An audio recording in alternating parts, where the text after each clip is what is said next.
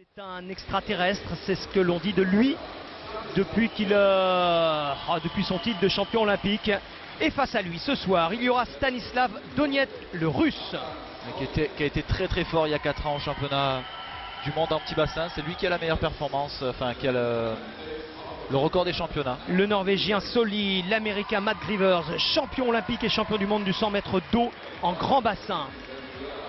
Le Vénézuélien Albert Subirats, qui est aussi papillonneur, champion du monde du 50 papillons en petit bassin il y a 4 ans. Florent Manodou, déjà champion du monde ici sur 50 mètres nage libre. Écoutez la colonie française. Déjà champion du monde en relais 4x100 avec vous, Fabien, son 3e titre peut-être et un nouveau record du monde. On verra ça dans 2 minutes maintenant. L'Américain Götze, finaliste sur 100 mètres d'eau, 7e seulement. Le vainqueur, le champion du monde du 100 mètres d'eau ici, c'est lui, Mitchell James Larkin.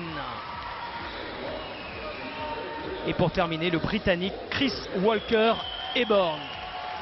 Quelle stratégie adopter? Oh, il n'y a pas de stratégie à avoir sur 50, il faut simplement se concentrer sur les détails techniques. Donc il a fait un très bon départ en demi-finale, il faut qu'il le garde. Il est très puissant et rapide sous l'eau, il ne faut pas qu'il se prenne la tête avec ça et qu'il continue. Et on l'a vu hier un peu assez détendu dans le deuxième 25, il faut qu'il reste bien sur sa ligne. Parce que Florent, quand il nage du dos, il y a de la force qui part un peu partout. Donc ça marche très bien en petit bassin, ce qui est un peu problématique en grand bassin. Mais là voilà, il faut qu'il reste vraiment dans sa ligne et qu'il essaye de canaliser sa force. Sa ligne, c'est la ligne numéro 4. Il va falloir surveiller la deuxième coulée qui est sa force réellement sur 50 mètres d'eau en petit bassin. Subirats, c'est la ligne numéro 5 qui est très fort sous l'eau aussi.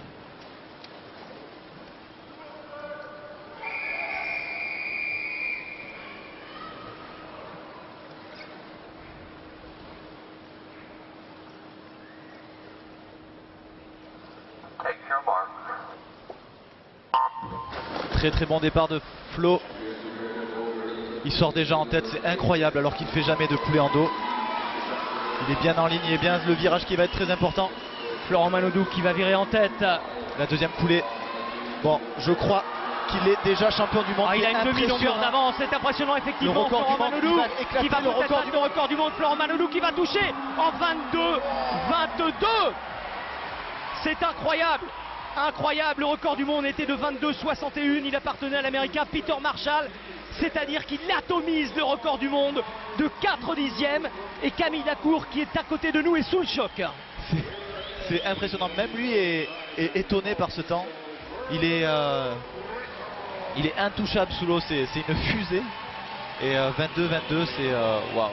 Il met 8 dixièmes à Götze. Le deuxième, c'est quand même impressionnant. 8 dixièmes, c'est même plus une autre catégorie quoi. Il lui met 1 mètre, 1 mètre et demi. Donc voilà, là il n'y a plus photo, c'est impressionnant. Ce mec est un extraterrestre. Le virage est mieux que hier. Hier on avait vu avec Fabien qu'il y avait un genou qui était un peu plus haut que l'autre. Il avait un peu tanké. Et là, encore une fois, il s'approche de la perfection. 22, c'est waouh. Même pour moi qui a eu quelques performances sur 50 d'eau, c'est de la science-fiction.